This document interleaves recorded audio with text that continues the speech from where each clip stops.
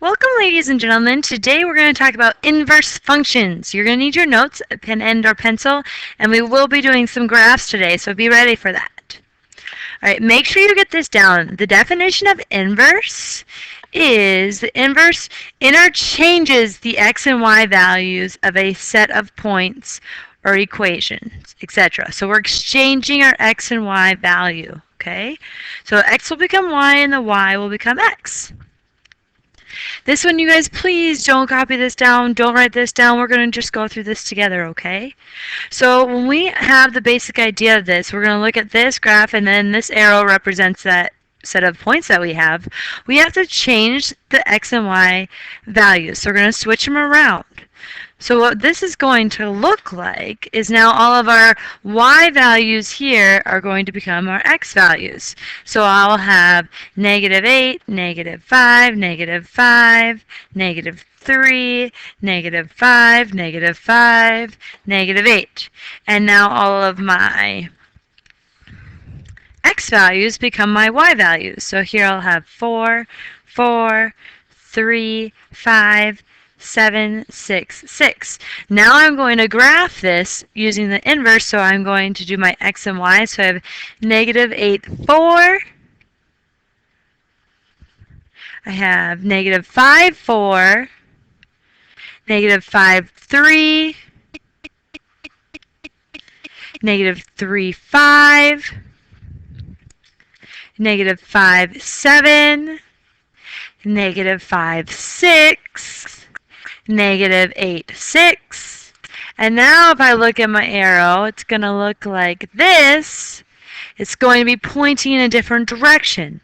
Now, if we remember reflections from geometry, we're going to be reflecting over this line right here. So we're going to be switching our x and y points around because we're going to be reflecting over the line y equals x. Right, moving on. Now, ladies and gentlemen, this I do need you to get into your notes, please. So we have to graph the function and its inverse. So first thing when I go through this, I'm going to pick out my points. I'm going to go -2, -1, 0, 1, 2. Plug those in. So if I plug in -2 right here, I'm going to get 12, 5, 4, 3, and -4. Now this is my original function. So if I graph this, I have -2, 12. It's going to be out the page a little bit. -1, 5 is right here. 0, 4. 1, 3. 2, -4. We have our cubic function here. Look like this. Now we have to do the reflection. So we have to switch our x and y values around. So if I come over here, I'm just going to make another table right here. And we're just going to plug in x and y. But this time we're switching them around. So now my y values become x. So this is going to be 12, 5, 4, 3, and -4. And my y values are going to be what my x value was, so I have -2, -1, 0, 1, 2. Now when I graph this, I'm going to go 12, -2, about right there, 5, -1, 4, 0, 3, 1, and -4, 2. So this is what the inverse function looks like. All right, now we have to ask ourselves, after we do this, is the inverse a function? So with this, we can look at our table or we can look at our graph. We can do the vertical line test where we move across vertically, or we can make sure all of our x values are different. So here, if we look at this, 12, 5, 4, 3, -4, all different. So yes, the inverse is a function. All right, moving on. You guys, this example of graphing you need to have in your notes too, please. All right, first thing with this one, you guys, square. So we're talking about like the square root. We're going to set it up. So we're going to have -2, negative 1, 0, 1, 2. If we notice, this is going to be my vertex because there's nothing added or subtract, and 1.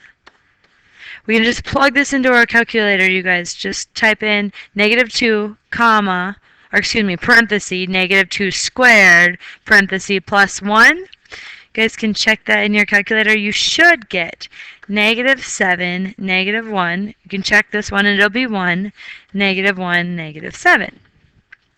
So we can go ahead and graph this. So negative 2, 7, negative 1, negative 1. Oh, excuse me, negative 2, negative 7. Negative 1, negative 1, 0, 1, 1, negative 1, 2, negative 7. And we have a beautiful parabola here. Now we're going to go through and we're going to do the inverse of this. So we have to make up our table. X, Y. And we're just doing the inverse. So my Y's are going to become my X's. So I'm going to get negative 7, negative 1, 1, negative 1, negative 7.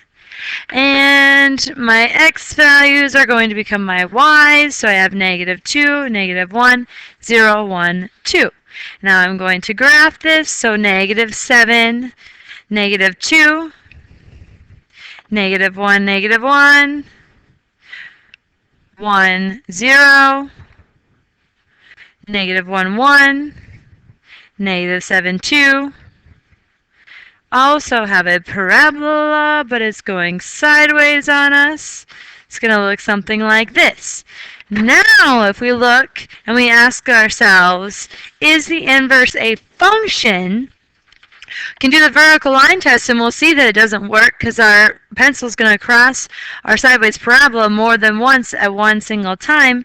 We can also come over here and look and be like, oh, negative 7. Oh, we have another negative 7. So since we have two x values that are the same, this cannot be a function. So it's not a function. All right? Make sure you guys have this graph in there too, all right?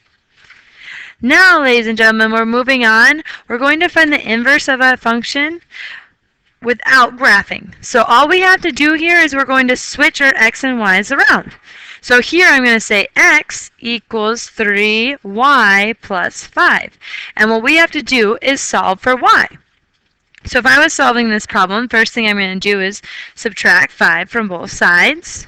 So I will get x minus 5 equals 3y. Now I'm going to divide by 3. All of this is being divided by 3, so I can leave it as x minus 5 all over 3 equals. Now to show that this is the inverse, you guys are going to put the little negative 1 power. That's the inverse function. So we just found the inverse of this function. Going to do the same thing for this one. We're going to switch around our x and y. So now it's going to be x equals 4y minus 5 all over 3. To get rid of this, we're going to multiply both sides by 3. These are going to cancel. I'm going to get 3x equals 4y minus 5. Continue solving this. We're going to add 5 to both sides. So I get 3x plus 5 equals 4y. To get y all by its lonesome, we're going to divide both sides by 4. Now, ladies and gentlemen, all of this right here is being divided by 4, so we can leave it like that. 3x plus 5 divided by 4 equals y. And since it's the inverse, we're going to put that little negative 1, all right? It's the inverse of our original function. Make sure you guys have these down in your notes, okay? You're going to need them. We have 2 more examples. Here they come. So now this one we have to think about a little bit harder, ladies and gentlemen, because we have a little cubed here. So we got to keep that in the back of our head when we're solving this one. Start again, switch our x and y's around, and solve for y. So x equals 3y cubed plus 5. Solve this one, we're going to subtract 5 on both sides. X minus 5 equals 3y cubed. Divide both sides by 3. So I have x minus 5 all over 3 equals y cubed. Now, if we think back, if we want to get rid of a cubed, we have to take the cube root. So I'm going to take the cube root of this side, and I'm going to take the cube root of this side. So my answer for this one is going to be the cube root of x minus 5 all over 3 equals the inverse of y. And that, ladies and gentlemen, is my answer. Moving on to our last example. First thing we have to do, switch that x and y. So it's going to be x equals 2y squared plus 1. Subtract 1 from both sides. X minus 1 equals 2y squared. To get this by itself, we're going to divide both sides by 2. So x minus 1 all over 2 equals y squared. Now to get rid of our squared, we're going to take the square root. But, ladies and gentlemen, very, very, very important. When we take the square root of something, it's so important. It is going to be plus or minus the square root of x minus 1 divided by 2 equals the inverse of y. Right, ladies and gentlemen, that right there is going to be our answer. Here we go. Last little thing that you guys, make sure you have this written down. One little thing I'd like you to have down, little summary, okay, in your notes. So make sure you put this down. This is the main stuff that happened in this set of notes. So, how do I find the inverse? Well, in order to find the inverse, I'm going to switch my x and y and then solve for y. So that's what we just did on our last 4 examples. Now, how do I graph the inverse? Well, all we're going to do is switch the x and y in each point of the original. So we're just going to switch our x and y on our tables. And last but not least, is it a function and how do we decide? It is a function. It will pass the vertical line test, and all x's aren't repeating. Okay? That's all I have for you today, ladies and gentlemen. I hope you have a fabulous, wonderful rest of your day, and I will be seeing you later. Bye.